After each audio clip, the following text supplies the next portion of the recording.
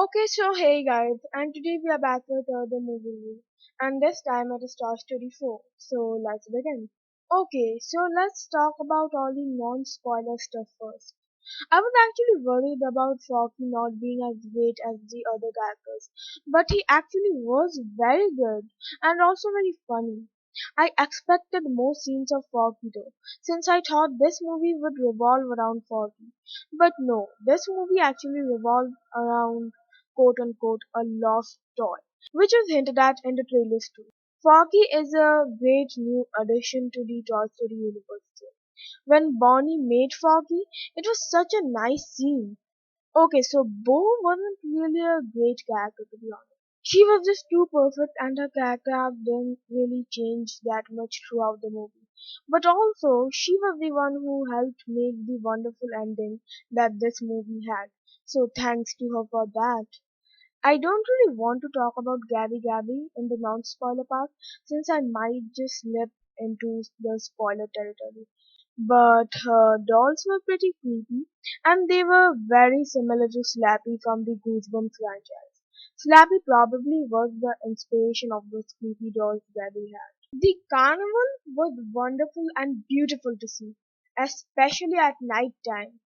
I was also expecting more of Duke Kaboom, and they did hint the character's inspiration, Evan Neville, a few times, which I liked. They also did a special thing with the Pixar logo this time, like Disney often does with its logo in some movies like the live action Aladdin remake, the live action Jungle Book remake, and Incredibles 2. The animation is really very realistic and great, by the way. I would definitely recommend this movie, like I would recommend it 100 times just because of how good it was, as expected from Pixar. It also is one of my favorite movies of all time now, and automatically one of my favorite Pixar movies too. Anyways, now I will be moving on to the spoiler review, so spoiler alert. Okay, so Bonnie's toys still are great, and the dinosaur one still is funny. But I was surprised to see that Dolly had a change of personality. They changed her from being smart to being strict, a change which I did not like. Like, if she wants to be a leader, then why not be a leader like Woody, smart and friendly? She kind of felt too strict. And I was so surprised to see how much less screen time our original toys had. That's just mind blowing. And why did the original toys have so much less screen time anyways? Like it's okay to focus on Gabby, Woody and Bo, but at least don't forget the original toy family, the family which started it all. Also, where was Chuckles in this movie? Was he lost or something? And if he was, why didn't the characters even talk about him getting lost? Like in Toy Story 3, Woody talked about Bo and the others getting lost, and that's how we knew they were lost. It feels like they just forgot about Chuckles and he was just used as a plot device in Toy Story 3. Some other toys like Totoro also didn't appear, or maybe they did appear and I just missed them. But again, I did not see them in the vacation van or in Bonnie's room. I guess I will get to know if they were there or not after the DVD and Blu-ray comes out. Bunny and Ducky were also pretty great and were better characters than I originally expected them to be. They were also pretty funny. Okay, so Gabby brings a whole new and unused character concept in the Toy Story universe. The concept of defective toys. I'm kind of surprised they explored this after 3 movies, but whatever. Her backstory was pretty sad, but I still did not like how she exchanged her voice box with Woody's voice box. I'm kind of sad for her since she didn't get played with harmony even after that, but also kind of angry since she made Woody defective by exchanging those voice boxes. I love that cat in the antique store though. That cat looked so real and was so cute. I love cats so much and I love how real it felt in this movie.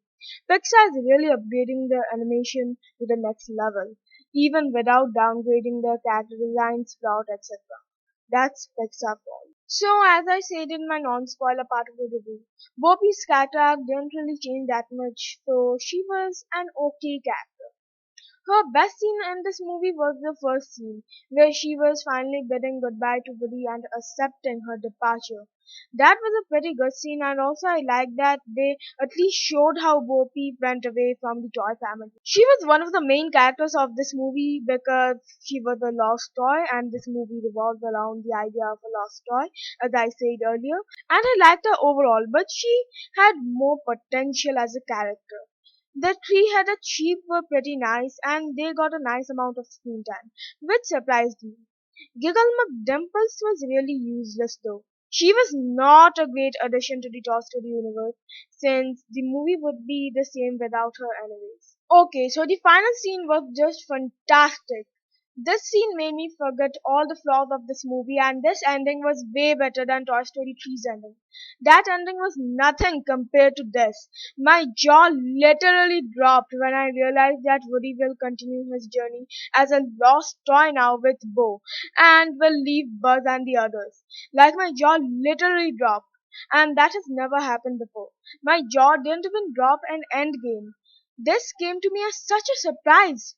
I cannot imagine a Toy Story without Woody, and I cannot imagine Woody not being with his toy family, especially Buzz. But here we are. This ending surpassed Toy Story 3's ending by a long shot. This was probably the best ending any movie has ever had, and also the biggest plot twist from Pixar. Who would think that an animated movie would give us such a big plot twist? But here we are. Pixar did it. Pixar gave us one of the biggest, if not the biggest plot twist in cinematic history. This scene was so emotional. This scene was just excellent. It was just the best. And the to infinity and beyond line in this movie was just so good. That line even surpassed the this isn't flying, this is falling with style dialogue of Buzz in the first movie for me. This was just the perfect ending any movie and franchise could ever have. This ending was just perfection. Rating 10 out of 10. Best moment ending. So yeah guys, that was it for today, and I still cannot get over the fact that Woody is not with Buzz and the others anymore. Anyways guys, don't forget to like, comment, and of course subscribe, and see you guys. Bye!